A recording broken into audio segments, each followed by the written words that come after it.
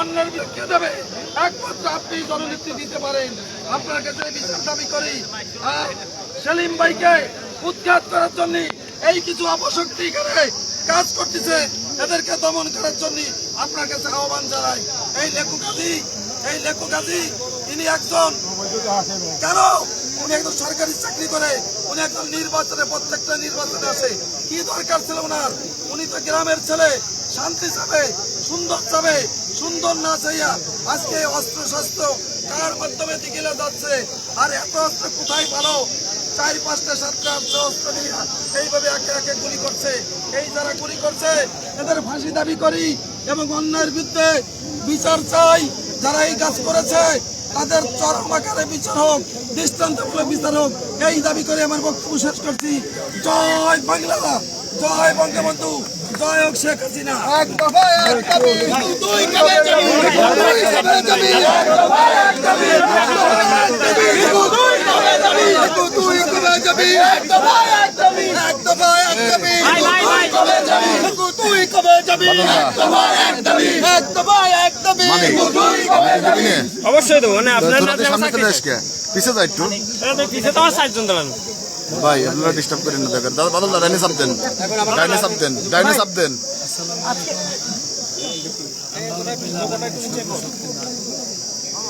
যে আপনারা 8 তারিখের নির্বাচন সম্পর্কে আমরা সবাই অবগত যে 8 তারিখের নির্বাচন আমি ওই হল রুমে ছিলাম। 8 তারিখে ফলাফল ঘোষণার মধ্য দিয়ে যারা চেয়ারম্যান প্রার্থী ছিলাম আমরা সব প্রার্থী বের হয়ে গেল, পরাজয় স্বীকার করি। এই কামরুজ্জামান, নীতিশ, তারপরে আরও যারা ছিল সবাই বের হয়ে গেল। আমি ছিলাম রেজাল্টের অপেক্ষায়। এই রেজাল্ট দিচ্ছি দেব এই বলে 9টার থেকে রাত 12টা, 12:30 পর্যন্ত আমাদের দেখে এই যারা কর্মী বাহিনী ছিল অসুস্থ ছিল, তাকে দাবির মুখে আমি এডিসি জেনারেল সাহেব ছিল, আমি বললাম যে আপনি রেজাল্ট একটা ঘোষণা করে, যে রেজাল্ট পাইছেন তাই ঘোষণা করে, কোনো সমস্যা নেই। এই মানুষের হয়রানি না করে এই ছেলেরা ক্লান্ত, এরা হয়ে গেলে একটা অঘটন করতে পারে। কাজেই আপনি এই রেজাল্ট তারা চক্রান্ত করে ব্যাপারটা অবৈধ রেজাল্ট, যে রেজাল্ট সারা গোপালগঞ্জবাসী জানে, সেইভাবে রেজাল্ট ঘোষণা করে আমার ঘোষণা করে। দুঃখ নাই আমি এই জায়গা আমি সাংবাদিক সম্মেলন করতে চাইছি, আমি অবরোধ করতে চাইছি, আমি প্রতিবাদ করতে চাইছি। আমার নেতা জননেতা ফজলুল করিম সেলিম শান্তিপ্রিয় নেতা, গোপালগঞ্জ কোনো অঘটন ঘটুক উনি ওটা চায় না।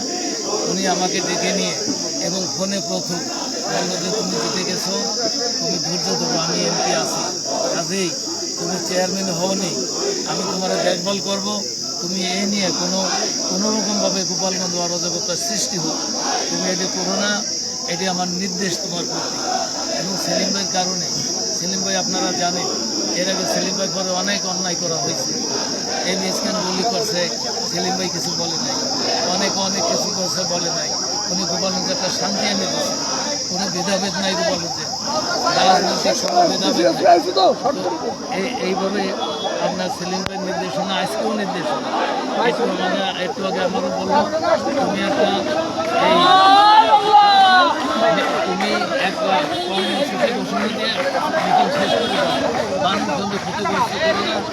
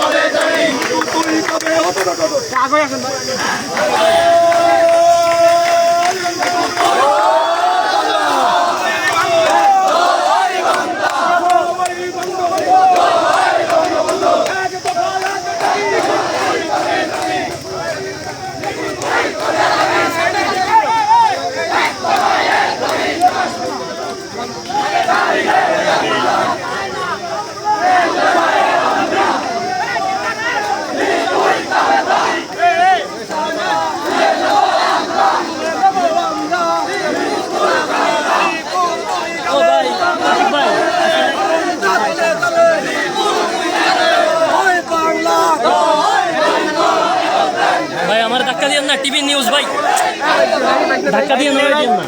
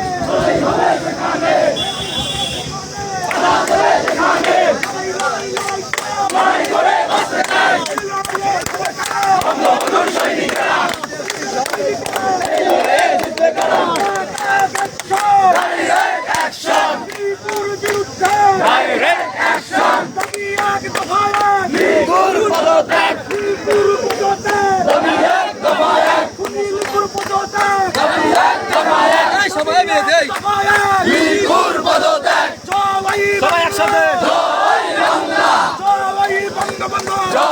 বঙ্গবন্ধু লড়াই চলবে, লড়াই চলবে, লড়াই করে বাঁচতে চাই, লড়াইয়ে জিতবে কারা? বঙ্গবন্ধুর সৈনিকেরা, বুকে বুকে দিচ্ছে কারা? বঙ্গবন্ধুর সৈনিকেরা।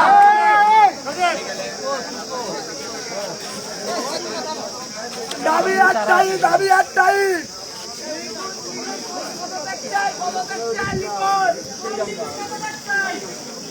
আমাকে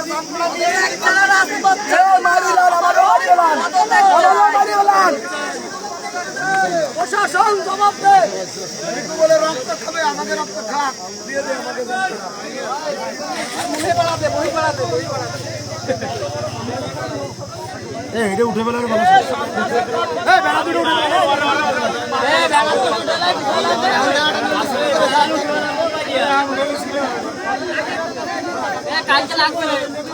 সবাই শোনো,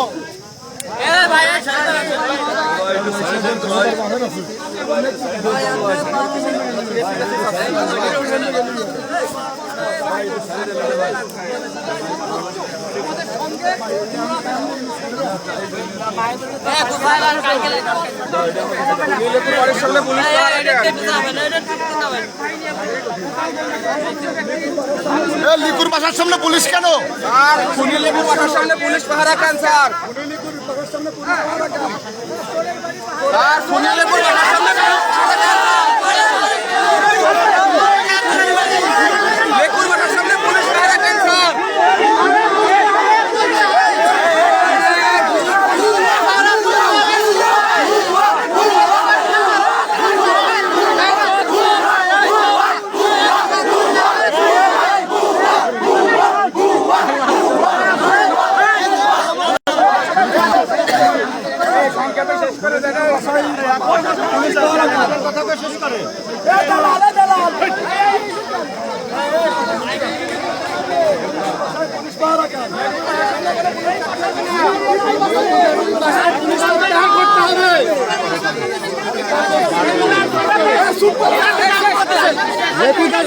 পুলিশ প্রত্যাহার করতে হবে।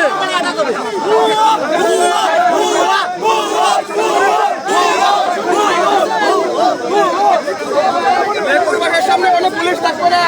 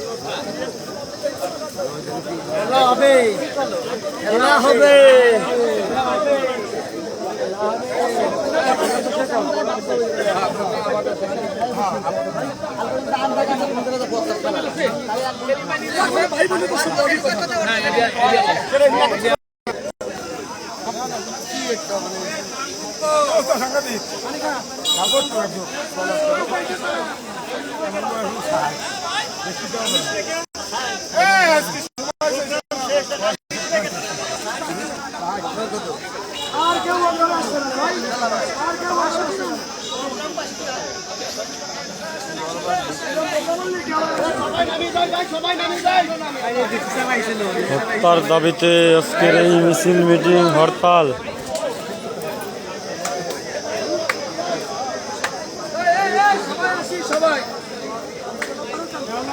ওসি ডিসিএসপি মহোদয় এসেছেন এই হরতালের অবসান ঘটাতে।